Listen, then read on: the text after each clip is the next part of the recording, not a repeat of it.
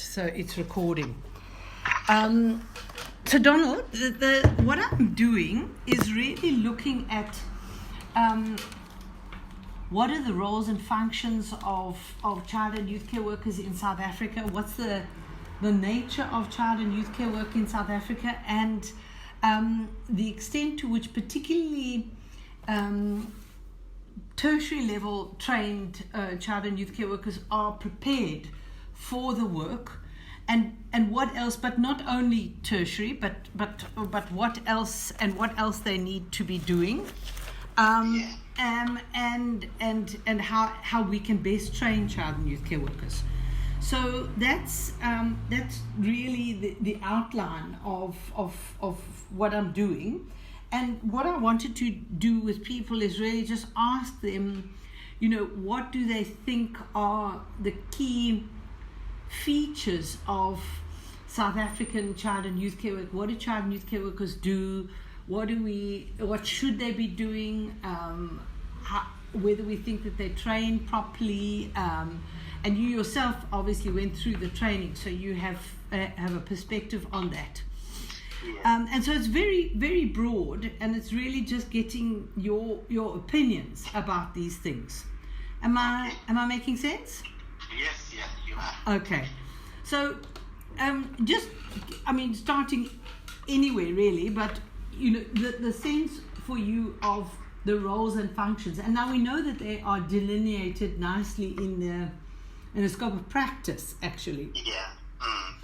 I don't know if you're comfortable with that, or if you can recall those at all, or what do you think generally about what are the important features of what child and youth care workers do, and so on.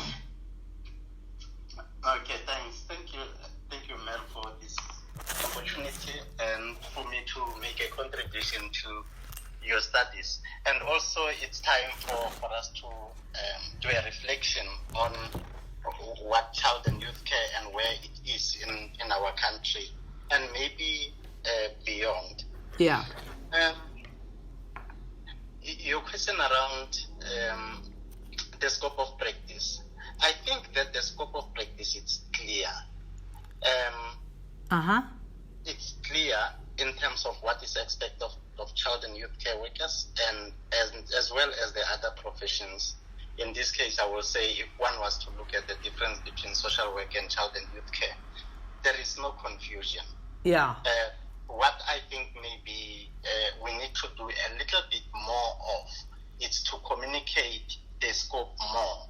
But I think that will be communicated better once we have tertiary institutions that are providing professional qualification training, because at the moment we have the majority of child and youth care workers being at an auxiliary level, and their understanding of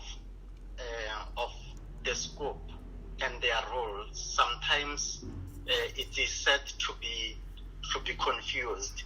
I'll give you an example with, and it's not only confused on the side of child and youth care. I think, when talking social service professions in South Africa, there is clear confusion between social workers and child and youth care workers. Whereas social workers has been around for a long time and they should be clear of what they can and cannot do. But maybe professional jealousy brings that to play. When we look at the example in Gauteng, where we had the child and youth care workers having to be deployed in schools, and senior officials from the Department of Social Development saying that the child and youth care workers are doing what social workers should be doing, you see the confusion. And in this particular one, I'm talking of confusion on the side of the social workers, but at the same time, it brings uncertainties to the child and youth care work. So the social workers were saying, child and youth care workers are taking our work. They are in schools. They are in schools where we are working. They are dealing with abused children or vulnerable children that we should be dealing with. And what I think was lacking on the side of the social workers was understanding their scope and the expectations from the social worker. Then as we continued working, I think it was in the third month of the program, it was clear that social workers wouldn't be able to do what child and youth care workers are doing, being in school for all the hours that the children are in school, being there during weekend, doing the home visit and accompanying children to referrals that were made, like going to Sanka, going to hospital and clinics and other places. And so the confusion that I think, or the uncertainty that I think it brought to the child and youth care worker was, if this social worker who has got a 4-year degree is saying to me, I am stepping on their toes, I'm stepping on their areas. Does it mean that what I am trained on, it's not what I am supposed to be doing? So I remember going to one of the meetings with the social workers and the child and youth care workers in Pretoria, where I was giving them the clarity on what the roles are.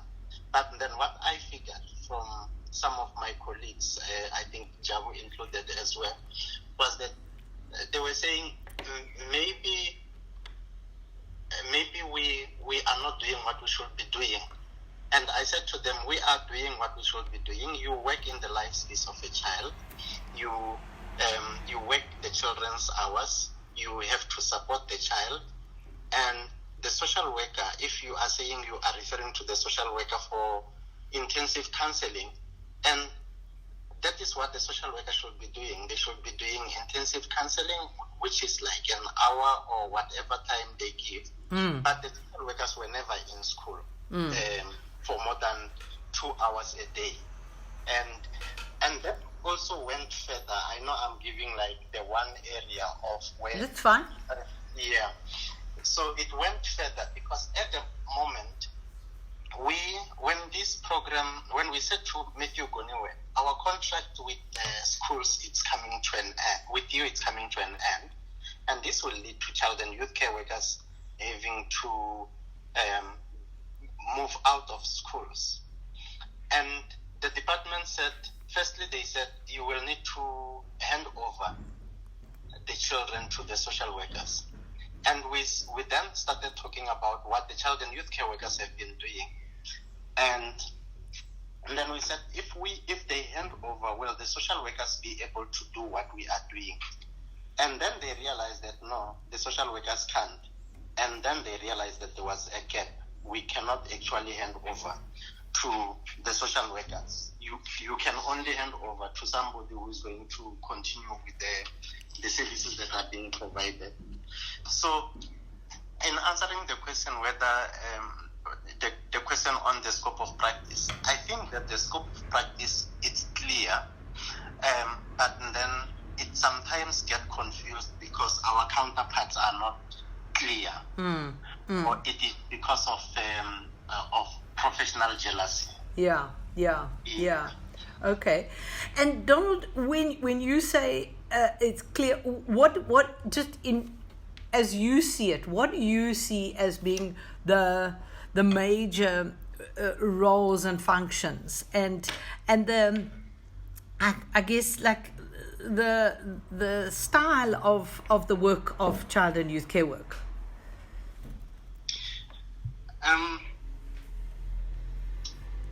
Yes, I will once again look at the ECPND Eskoleni, which is at the moment the exciting part. Okay, so you're going to talk from that context. That's absolutely fine. Yeah, I can blend the concept, the context, if you also would like me to do that. As you like. Yeah. So focusing on schools, the aim there is very clear. We need to assist children to stay in school, and that means increasing school attendance. understanding why children are dropping out, understand and assisting them to come to school regularly, and support them to improve their school performance. It may mean having extra study time with them, or visiting them at home and helping them to address whatever challenges they are experiencing in the family. It could be maybe the relationship between them and the parents, which we are finding more often with children that are struggling, that they are not getting the kind of support they should be getting. So it will, and supporting those that are, we've got young people that are who are falling pregnant, and sometimes will have to drop out of school. So, coming in, having a discussion with the parents to come in and support the child to continue with the schooling while they look after the child. Some of the areas are like substance abuse, gangsterism, that is becoming a big issue in our country. Violence, which it's becoming very, very scary. Just yesterday, I couldn't believe what I was hearing when I was driving home. In Phalaborwa, in Limpopo, the past 2 days, there is a school child who has been murdered by a stepfather, and it's the kind of violence that we are starting to see. And it's not only that, but we're also seeing more violence in schools. So I'm citing this example of Phalaborwa because I was thinking, if this has been happening for a while, it means that this child in school probably was acting the same behavior because he had been struggling, and now the child is gone. So there are issues of neglect that the child and youth care workers get involved in, for neglected children, and lack of legal documents, which working in this field, you don't get to a point where you do not get a shock when you hear some of these things. One school that we are working with in close to the Mpumalanga border in what is this place? In Cullinan. There are over 60 children who did not have ID documents. But not that they did not have ID document at all. They had fraudulent ID documents. And these are South African children. So then you will find that somebody from Home Affairs has issued ID documents, but their ID documents has got the same number with a child in Cape Town. It's just that it's a different picture that is there. And it means that these children get ID documents only to go to school. They can't have access to grants, or they cannot use it for anything that is legal. Right. So what is the child and youth care worker's role? What do you see as being their role in these kinds of situations that you are describing? The child and youth care worker's role is to help to either refer these young people, the children, to the relevant services, support them, help the parents to understand, and sometimes in issues of teenage pregnancy, substance abuse, gangsterism, violence, run life skill sessions with the children so that they understand the danger of getting involved in drugs and gangsterism. And we also had a situation where there was a child who was found with a firearm, and he was belonging to a gang.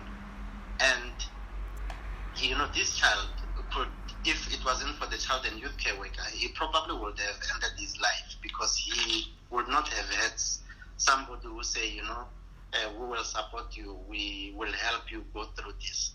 And the Department of Education was involved, and the child now continues, and he has broken away from the gang. So, and that is because of the child and youth care worker. And what did they do to make that happen, Donald? They they had a discussion. They had a discussion with the child.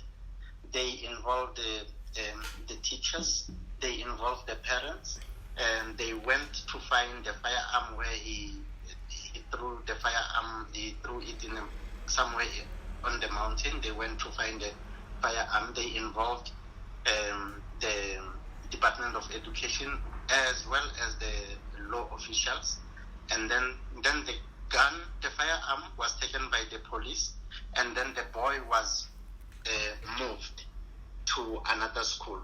And the child now continues, and because those boys who are members of the gang are aware that there has been more people involved, they did not continue to bother him. Okay. Yeah. So the child and youth care worker's role was quite practical in going and finding the firearm, and also supporting the young person, kind of being on his side. Am I right? Yes. Yeah.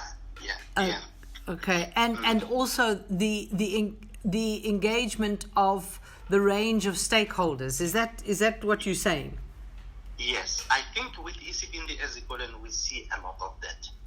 Where, I was thinking this morning when I was taking a shower, I was thinking about the Department of Social Development now, somehow coming back to us wanting our assistance, and that we may not be able to use the results for that we are getting through Isibindi Ezikoleni for the Department of Social Development. And I was thinking, no, you know what, something is not right here. We should be getting the two ministers to talk to one another, and we should be signing a contract, like a 3-way contract, Department of Education, Department of Social Development, and us. Because we actually working with the same child. Why will they not share these results amongst each other? Because each one's achievement is the other one's achievement. Yeah. So but the role of the child and youth care worker, you're saying, is one of bringing in those various stakeholders. Yes, it's bringing in the various stakeholders and supporting the child. Okay.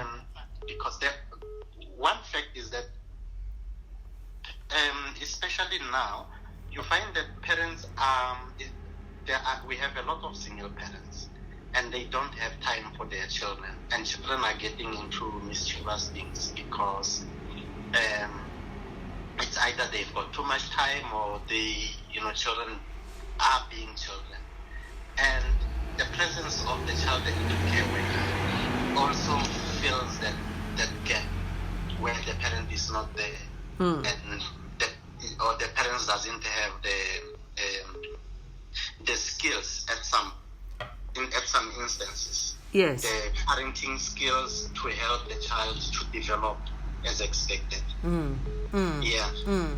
So and sometimes I think to myself, do we only need child and youth care workers for vulnerable and at-risk children? Should we not be doing a little more where child and youth care workers should be available for every child, and we just open it up?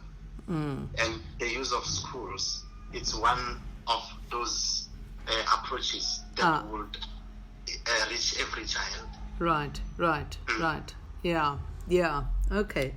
Donald, do you feel that the child and youth care workers, and I'm talking about both at auxiliary level and professional level, do you feel that they are adequately prepared for what they encounter in the field, in their training?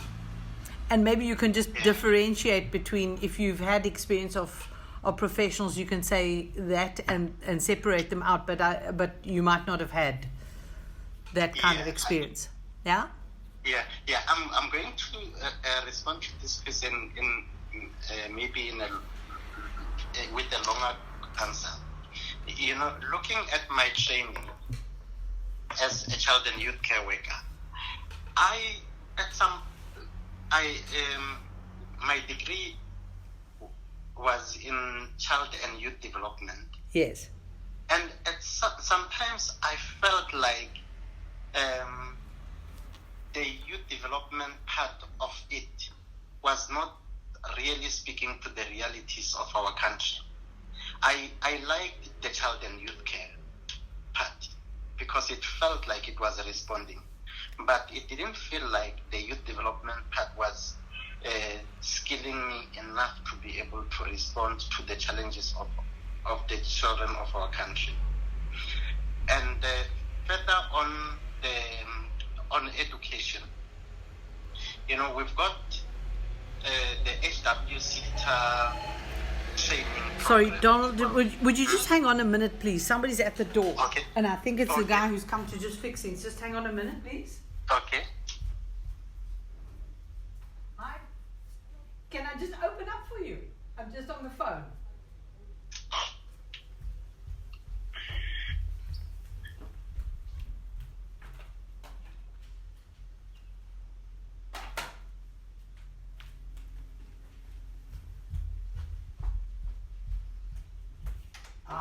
Are you all right? In the office? Thanks. Sorry, Donald. Okay, no, it's fine. It's the people coming to try and secure the place because of the burglary. Yeah, no, that's better. Yeah. Yeah. Okay, so going back to the question, whether the quality of training provided is adequate for the work done by child and youth care workers. Let me further my point of my experience when I was doing the training. I also realized that with the people who were doing child and youth care work, and they were also working at the same time, the training sounded, they did not have issues with it, and they seemed to be talking about what they were doing on a daily basis, and they were saying that the training was quite relevant. One of the people who lectured me was Nkwapa Moloto, the late, if you remember him. Yes. Yeah, and we would have discussions about the child and youth care training and what difference it makes to one if you've been trained. And the training was good. There were no issues, according to him.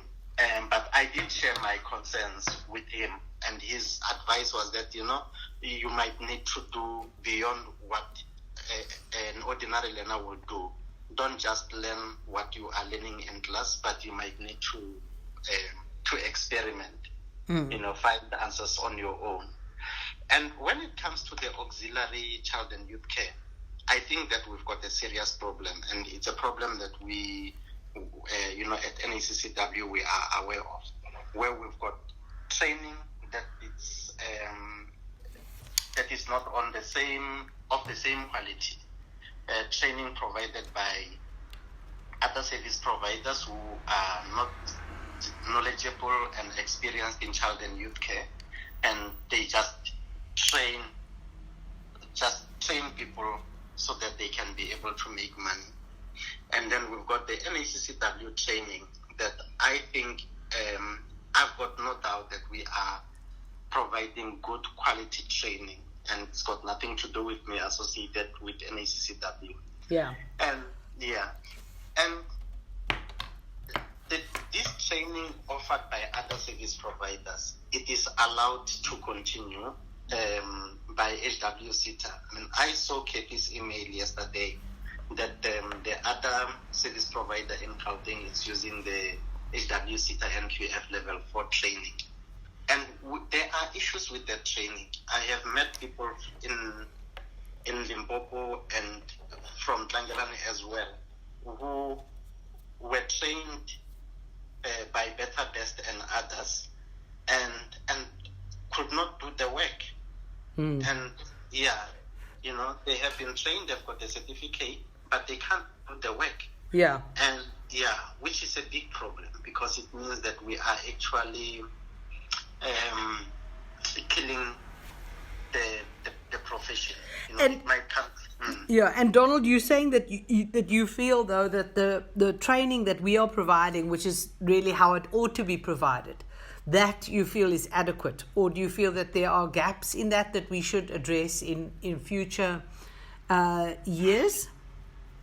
Yeah, I feel that the training provided by NACCW is adequate, and we see that with we just last week when we had the meeting of KZN having reached a 4,000 target within a few weeks. Yeah. Is it a few weeks or a few months? And what those are numbers, of course, and there could be issues in terms of quality. But if you've got good mentorship and you've got good trained child and youth care workers, and they are able to deliver the numbers, they will also be able to tell you the services that have been rendered. And it is through the services that have been rendered that you understand the quality that this child will have received from the service. And I also had an opportunity to work for other organizations. I worked for Africa Tikkun, where when I arrived at Africa Tikkun, they were getting training from Better Best. In the center that I was responsible for, I had some close to 35 child and youth care workers. They didn't know what they were doing. And I had to retrain them in what they had to do. And I remember using the BQCC training that I had. Like, I will have sessions with them every week where they had to learn about child and youth care. And Mark Gamble was the COO at the time. And I explained to them that what these people are doing is not child and youth care. And they said, yeah, that is why we bring in child and youth care workers in the organization. So we need to be quite strict in terms of the training that is provided to the child and youth care workers. And good quality child and youth care does make one a better person. And I feel that it doesn't stop with you being a better person. It means that the people that you are interacting with, as well as your own family, will gain from the training that you have. So I think that is the bigger picture that I would look at. Not that we do not train people only to do the work, but we train people to become better people in everything that is related to the training that they have received. That's interesting. And then further to that, it's the training, the tertiary education that we are providing through the few universities that we have, DUT. One time I looked at what Monash is offering. I think they are offering a good child and youth care program, but I feel like it's got other things that makes it not to be so focused. I have met one or two people who qualified from Monash, and maybe it is not a fair comparison. But let me say it anyway.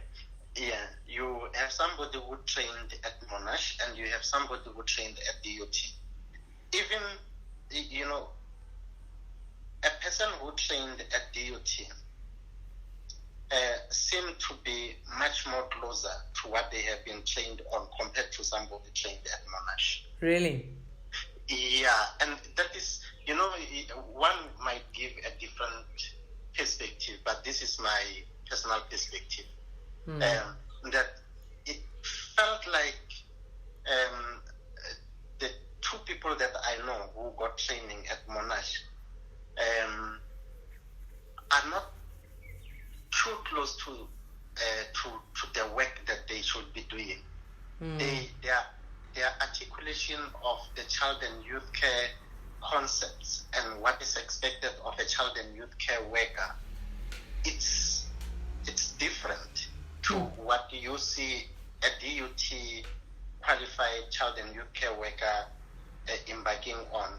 And I may be speaking from limited information or limited knowledge, which I know it can be dangerous. Sure. So, and I am bringing this point up because when I heard that Francisco and others are involved in the development of the degree program at UWC, I felt quite relieved that we've got some of our people who have been in the sector for a long time who are working on this program, and we can hopefully we will be able to have a good child and youth care program at the end. And my understanding is that it will be able to be used in beyond just UWC.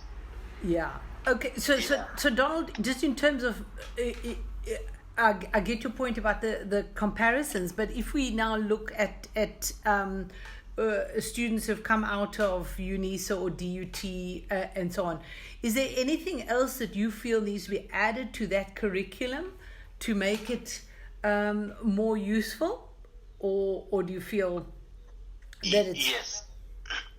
Yeah, I find that what it's usually lacking with our the trained child and youth care workers from tertiary, it's the understanding of the legislation that guide us in the sector. I don't think that there is enough time that it's provided to people to engage with the legislation like they would do. If one has trained in accounting, for example, their understanding of the legislation that guide them in their work, you have to know it because that's what you have to abide by. Yeah. But I feel like with child and youth care, you need to know that it's there, but it is not really drilled into you that you feel like you have to. It has to be part of you, and it becomes your Bible. So I think we need to. And are you referring to particular pieces of legislation or just in general? There will be a lot of focus on the Child Justice Act and the Children's Act, and I think that there are more. There are the Sexual Offences Act and others. And now that we are even starting to get into the education space, those legislation that are in education, we need a child and youth care worker needs to understand them. So I think we need to open ourselves to understanding more legislations that are guiding children's services. Right. Yeah. And apart from curriculum, do you think that there's anything else that of the style of training that should be changed, or do you think it's in order? Or do you have any opinions about that? Yeah. My opinion around education will be that I feel that education should be changed to be in line with the times. Our approach in training people where they live, I think that South Africa should be taking a lead and pride in that, and it should be something that we are sharing with the world. That learning shouldn't be expected to be happening in university-built lecture room only, but any area where people can learn comfortably, can get together with ease, and at a lesser cost should be promoted if we want more people to have education. And so using the HWSETA approach of training, where we had more sites validated, I think that even tertiary education, if you had, say, 5, 10, 15 students, in an area where they are able to get together, if there is an opportunity to bring them together and train them there, instead of them coming to Pretoria, going to Cape Town or Durban, then we should do the same. Okay. I also feel that we need to make use of technology. We need to have more distance learning program, and then of course people are expected to do practicals, and they can do practicals wherever they are, but then we shouldn't be expecting people to sit in class all the time, if at all possible. Yeah. So you feel that the practical component is an essential element? It is an essential element. Yeah, I don't think child and youth care will be a complete training without doing practical as you learn. And I also think that practicals should start from the first year. Yeah. I really feel very strong about that. And do you feel that there's a sufficient practical component in the degree at the moment? Do you have an in the degree? I don't have knowledge of that. I don't know how much time they take to do practicals. Okay. Yeah. But what I do know from talking to people like Miriam and others, that sometimes you send students to do practicals and only to find that the child and youth care worker responsible to supervise does not have the expected knowledge to supervise them. Right. Yeah, so I think that it's to do with the time where we are in terms of the development of our profession. Right. And that you see, I think, are you saying that is a lack? Yeah, it is a lack. It is a lack that I think over time it's going to be addressed. Okay. And just so apart from the legislation, do you think that is there anything else that you feel that ought to come into this the child and youth care work training at tertiary level? I can't think of anything at the moment. Right. Okay, something is coming to mind now.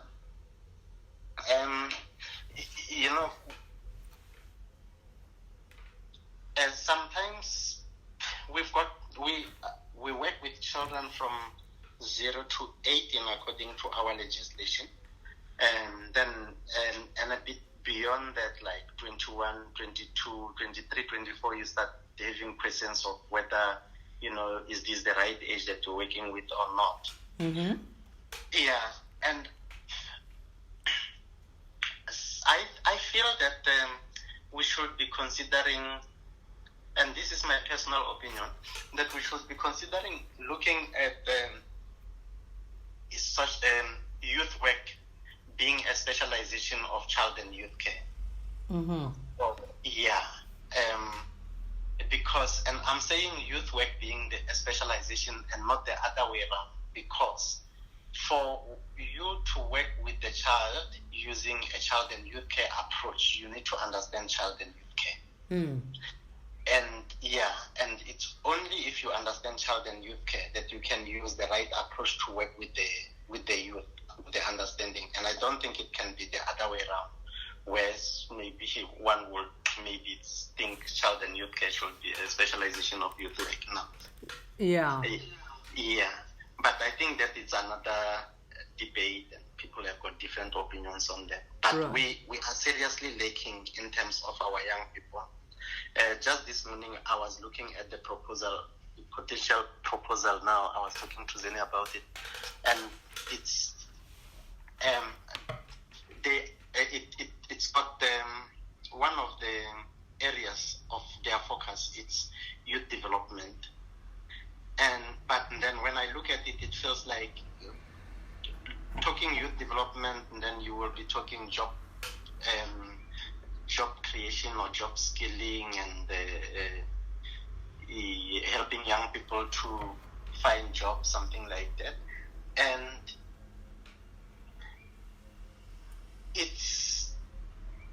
it will be better if we work with young people in schools and continue with them and help them to move into jobs. And I'm not sure if I'm making sense here because I'm being confused myself. Yeah. I think what I hear you saying, see if I've got it right, is that in a sense, child and youth care work also creates the platform, in a way, the foundational skills for working in a youth context as well. And that we need to be looking at what are the specialized skills that are needed in that area for child and youth care workers to also learn in order to be able to help young people past the sort of 20, 21 sort of age and into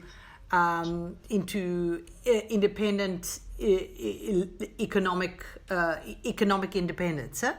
Yes. Okay. That's true. Thank you. Yeah. Okay. Yeah.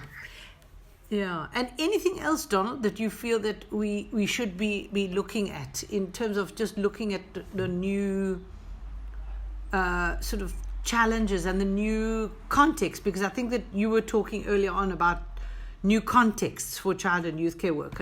You were talking about the school context in particular, right? Yes. I focused on school context.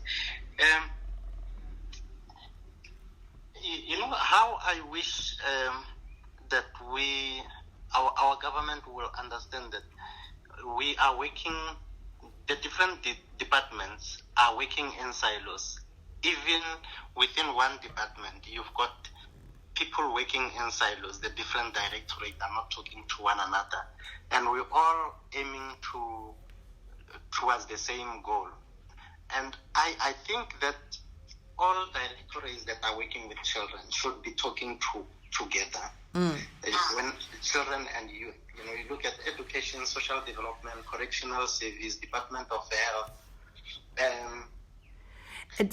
I'm just losing the thread of this, just in terms of the context, the child and youth care context. Sorry, Donald. Yeah.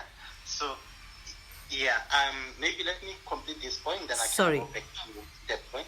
Yeah. So I think that I wish that they should all be talking to one another, because in these different departments, we've got a setting for a child and youth care worker. We should be having child and youth care workers in the Department of Health, in hospitals, in children's hospitals. We need to see child and youth care workers placed in there to work with the medical staff.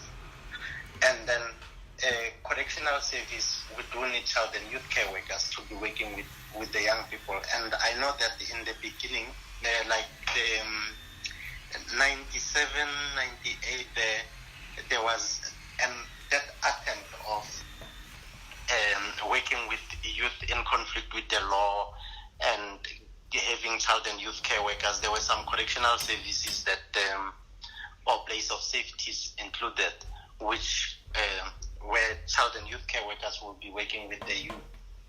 And then I feel that we need more. We need to continue doing more of it.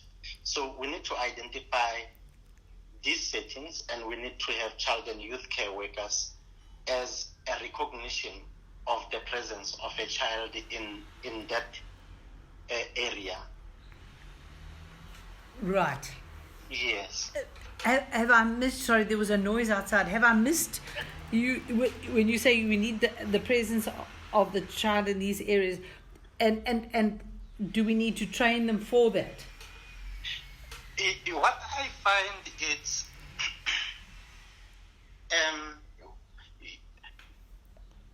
training of a child and youth care worker will be a training that everyone gets. Yeah. But as you move to a new setting, then you need an orientation. Mm-hmm. For example, if you are moving to work in prisons, then you need to be orientated as to how to work with children in prisons. And one day I visited a family relative in who is a policeman, and I found a 13-year-old child who was sitting there. Apparently, this child was involved in robbery, and he was being questioned by a police officer. And I said to this cousin of mine, I said, shouldn't you be having somebody trained in child and youth care to be sitting and questioning this child? Because, listening to what this policeman is saying, he's not really getting deep into issues what led this child to commit crime. Yeah.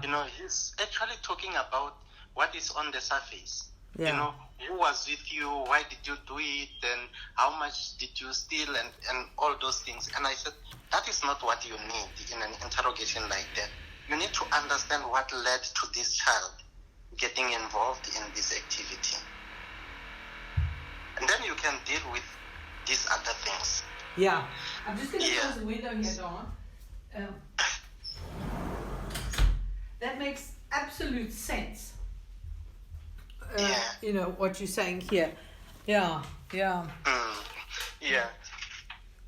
So. Okay. And any other settings, Donald, that you feel are important? I think that at the moment, we are looking at the right settings. We are talking of schools, we're talking of health, we're talking of the correctional service, we're talking of the magistrate course, child and youth care workers working as intermediaries. Right. Yeah. And so I think at the moment, those are the kind of settings that we... Right.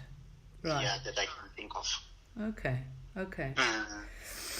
Donald, I think that's very useful then. I don't think we need to spend any more time, because I think that's been rich and very helpful, actually. So, yeah. Thank you. Thanks for the reflection. I think I didn't mention community. I probably in my mind thought it was an obvious setting. Yeah. But we have seen in that 5 years that having more child and youth care workers in the community can make a huge difference in our country. A huge difference. I still meet young people who are beneficiaries of the ECPND program and are in tertiary, and some of them now working, saying, thank you very much for the program. And in my own village, I meet parents who, now that I am going home, I will have like 3, 4, 5 people who will just come to say, we just wanted to say hello and thank you. And really? Yeah. Yes. So ECPND has done wonders in people's lives. It's lovely to hear, eh? Yeah. Okay, Donald. Well, thank you very much, eh? Okay, thanks, Mel. I really appreciate. I think.